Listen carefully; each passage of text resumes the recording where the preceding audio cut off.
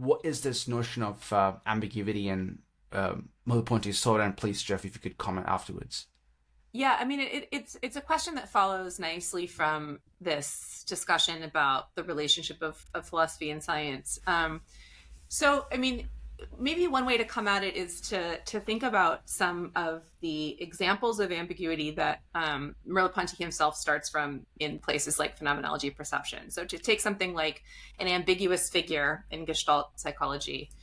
So you could think of something like the duck-rabbit illusion, for example, right, as a kind of ambiguous figure where the same image, right, gives rise to two very different kind of perceptual determinations. And I think what's interesting in something like the duck rabbit illusion is that the question, like, but which is it really, doesn't make sense. It's both, right? And it is sort of the nature of that particular phenomenon to have both possibilities included within it. And you compare that to other kinds of perceptual illusions. So one that Merleau-Ponty references in the beginning of phenomenology is the Muller-Lyer illusion. Two measurably equal lines, and when you invert arrows on the end of them, they appear unequal. And here, it's very common in psychology to say, okay, well, there is a fact of the matter. They really are equal. They just appear unequal. And I think Merleau-Ponty wants us to resist that tendency to resolve the ambiguity firmly on the side of a fact of the matter and then a distorted appearance. I think he wants us to see that in many ways the lines both are equal and unequal, the same way that the duck-rabbit illusion is both a duck and a rabbit. They are unequal for sight and they are equal for the measuring tool. And so that gives us occasion to sort of say, what is that impulse to resolve the ambiguity and to settle the matter in such a way that the ambiguity becomes explained away? And I think he's worried about a tendency in the sciences and in much of the history of philosophy to seek those moments of resolution, to say, but what is it really? And he wants philosophers to sort of cultivate a feeling for ambiguity as ambiguity. And this becomes for him a sort of a wider, both methodological and then ontological thought. When he sees a number of sort of common oppositions, subject-object, free and determined, active-passive, and he finds instances where sort of one term of a binary is made more foundational, and finds ways in which you could sort of flip things around, right? Things that look passive can be seen as active from another perspective. And so for him, the methodological point there is to find where a phenomenon that seems determinable in one way could be determined in another, where the other way opposes the first. That's a methodological sort of feeling for ambiguity. But ultimately, I think he comes to the conclusion that that ambiguity has to be more fundamental than any of the resolutions that it gives rise to. And that becomes, I think, not just a methodological point, but an ontological one. The way that he thinks about nature and the physical world is as something that where form and content are ambiguous, where freedom and determinism are ambiguously intertwined. I'll stop there. But that's how I think about what ambiguity means in a variety of Merleau-Pontian contexts. Okay, so I just want to reiterate like what I said at the beginning. Like, this is great. Like, this just unlocks the text so nicely for me. It starts off with this very concrete examples from psychology, and it helps make sense of, I guess, we'll be talking about some of the later work and chiasm, if I'm saying it right, and flesh and so forth. So as a mode of interpretation, I'm 100% on board.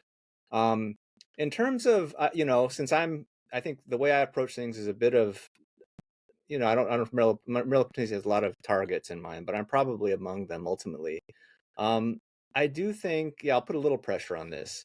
In the case of the Muller-Lyer illusion, you could say, well, they're different in terms of perception, but the same in terms of a measuring device.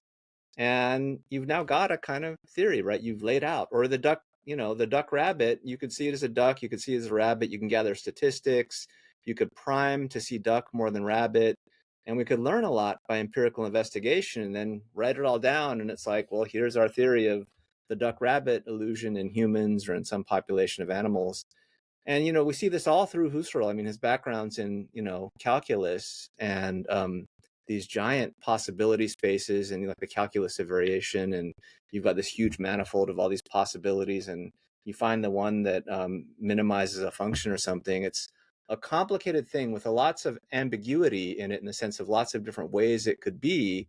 But you could give a kind of structured analysis of all those possibilities. And the horizon theory is like that.